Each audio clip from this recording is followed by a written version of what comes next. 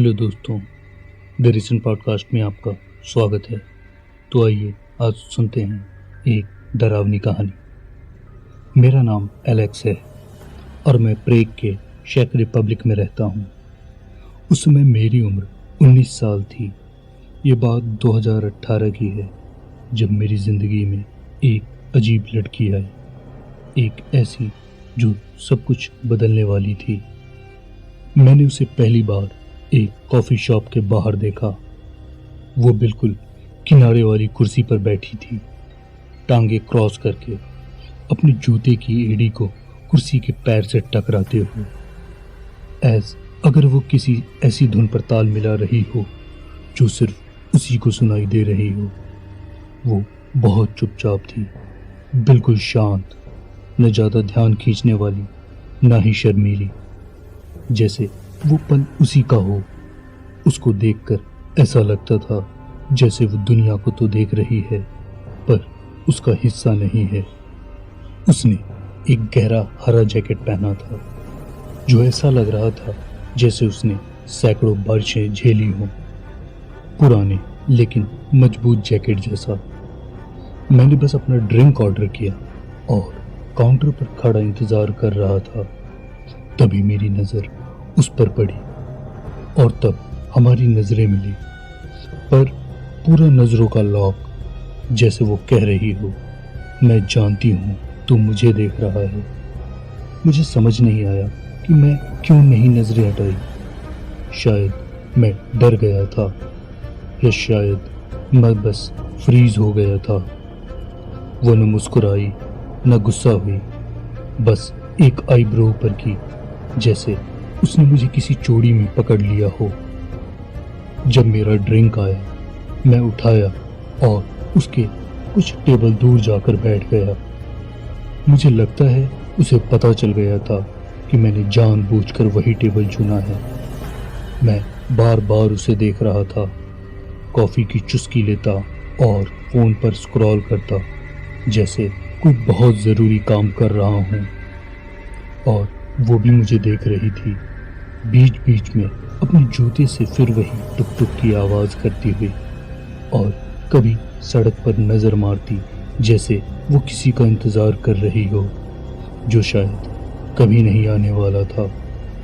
करीब 10 मिनट तक यही चलता रहा और फिर वो उठी और सीधा मेरे टेबल पर आकर बैठ गई, बिना कोई इंट्रोडक्शन, बिना हाय या क्या मैं बैठ सकती हूँ उसने ऐसा भी नहीं पूछा। बस आकर बैठ गई, जैसे कि हम कोई पुराने दोस्त हों। उसकी आंखें ब्राउन थीं, पर इतनी तेज कि जैसे कट सकती हों। उसका पूरा हाव भाव ऐसा था जैसे ये सब उसके लिए नया नहीं है। वो जानती है आगे क्या होगा। वो टेबल पर झुकी, जैसे कोई अपना बिल्कुल करीब आता हो। मैं हमेशा से थोड़ा सोशली ऑकवर्ड रहा हूँ, और उस पल तो दिमाग ही बंद हो गया। बस हंसी आ गई, वो भी नर्वसनेस वाली। लेकिन उसने न कोई हंसी के सिम्टम्स दिखाए और ना ही कोई फ्रेंडली जेस्चर। वो बस वहीं बनी रही। कुछ हफ्तों तक हम रोज़ मिलने लगे। कॉफ़ी शॉप की मुलाकातें देर रात की ड्राइव्स में बदल गईं। हम साथ मिलकर फास्ट फूड के पैकेट से फ्राइज़ खाते, देर तक ऐसे बातें करते जिनका कोई सिर पैर नहीं होता, बट फिर भी वो बातें सब कुछ खास लगती थीं। ऐसा नहीं लगता था कि हम बिना सिर पैर के बातें कर रहे हैं। वो अपनी ज़िंदगी के कुछ छोटे छोटे हिस्से मुझे बताती, कहाँ कहाँ रही, क्या क्या देखा, बट कभी पूरा नहीं बताती। बस इतना जितना मुझे और जानने की चाह दिला दे, वो उतना ही बताती थी। एक क्यूरियोसिटी वाले फेज में मुझे छोड़ जाती थी। मैं आधी रात को उसे मैसेज करता, बस ये देखने के लिए कि क्या वो जवाब देगी या फिर नहीं, और हमेशा उसका जवाब आता। कभी कोई गाना भेजती, कभी बस यूं ही चैट करती, या फिर लिखती कि हाँ मैं जाग रही हूँ। मैं भी पूरे रात जागता, चाहे भले ही अगली सुबह काम पर थका थका या मरा मरा जाना पड़े। उसके साथ रहना ऐसा लगता था जैसे कोई मुझे किसी खास चीज के लिए चुन ले और मैं बेवकूफ होता अगर उस चीज को छोड़ देता तो। मुझे बस उसके लिए होना था। एक रात हम प्रेग के पुराने शहर में घूम रहे थे। ठंडी हवा चल रही थी।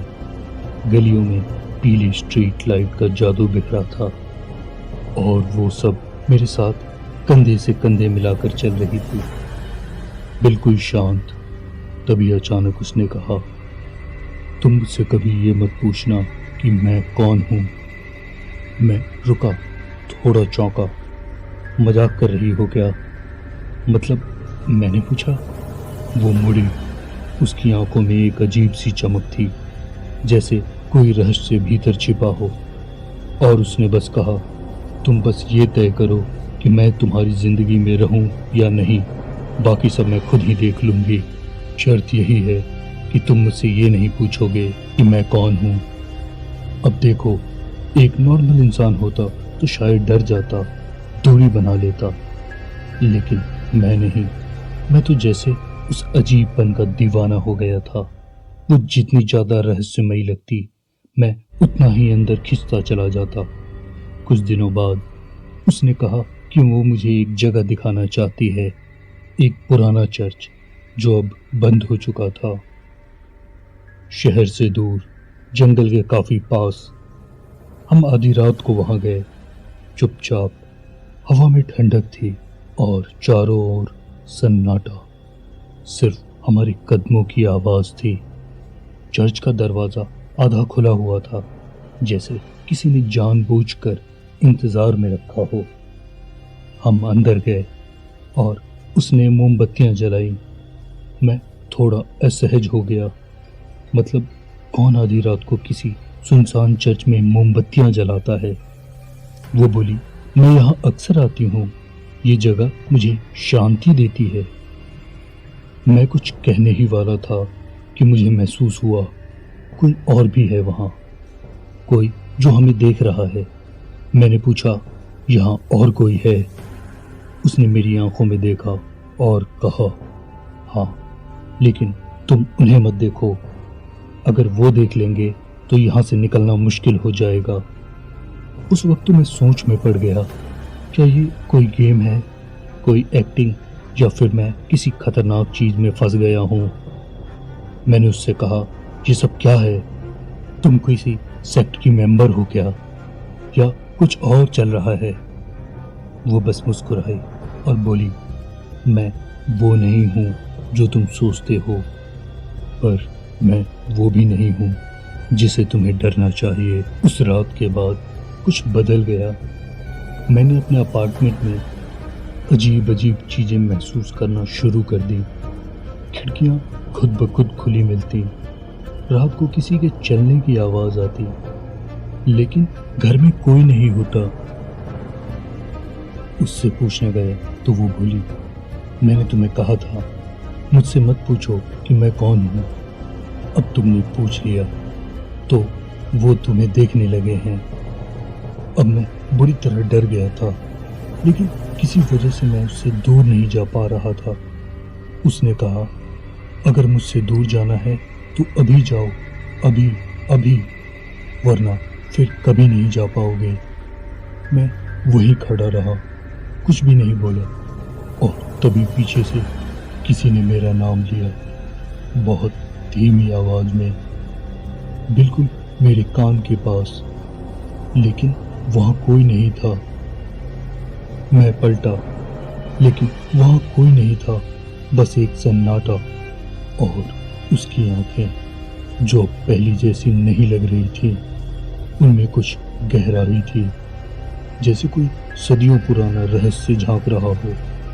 मैंने कांपती आवाज में पूछा, तुम कौन हो? वो कुछ पल चुप रही, फिर बोली, मैं वो हूं जो खो गया था, लेकिन तुम्हारे जैसे लोग फिर से उसे याद दिलाते हैं कि वो था। मैं एक नाम नहीं हूं, एक चेहरा नहीं हूं, मैं बस मौजूद हूं। अब तक मैं पूरी तरह से डर चुका था, लेकिन भाग भी नहीं पा रहा था। जैसे मेरी टांगों ने जवाब दे दिया हो। वो धीरे धीरे मेरे पास आई, बहुत पास, बहुत करीब। उसके चेहरे पर वो प्यारी सी मुस्कान थी जो मुझे शुरू में उसकी ओर खींच लाई थी, लेकिन अब वो मुस्कान डरावनी लग रही थी। अब तुम मुझसे जुड़े हो, उसने कहा। इससे मुक्ति नहीं मिलेगी। मैं घर लौटा, या शायद कहूँ मैं बस अपने कमरे तक पहुंचा, लेकिन सब कुछ बदल चुका था। दर्पण में अपनी परछाई नहीं दिखती थी। फोन की स्क्रीन बार बार ब्लैक हो जाती थी, और सबसे डरावनी बात, जब मैं अकेला होता तो मुझे उसकी आवाज़ सुनाई देती। अब हम एक हैं, ये आवाज़ मेरे कान में गूंजती। तुमने मुझे बुलाया, अब मैं कभी नहीं जाऊंगी। मैंने शहर छोड़ने की कोशिश की, ट्रेनों में बैठा, बस पकड़ी, होटल में छुपा रहा, लेकिन हर बार जब मैं कहीं नया ठिकाना ढूंढता, वो वहाँ पहले से होती थी। कभी होटल की खिड़की में खड़ी, कभी गलियारे के अंधेरे में, कभी मेरे सपनों में। अब मैं यहाँ हूँ, एक छोटे से कमरे में, कहीं दूर। दरवाज़ा बंद है, खिड़कियाँ सील कर दी है मैंने सारे आईने फोड़ दिए हैं, क्योंकि जब मैं आईने में देखता हूँ तो वो वहाँ होती है, मेरे चेहरे पर, मेरी आंखों में। वो अब मैं बन चुकी है। अब आप ही बताइए, क्या ये प्यार था या कोई प्राचीन चीज़ जो इंसानी रिश्तों का नकाब ओढ़ कर आती है। ओके दोस्तों, आज की यही कहानी थी। तो आप बताएं आपको ये कहानी कैसी लगी, कमेंट ज़रूर करें। मिलते हैं अगली कहानी में। Thank you.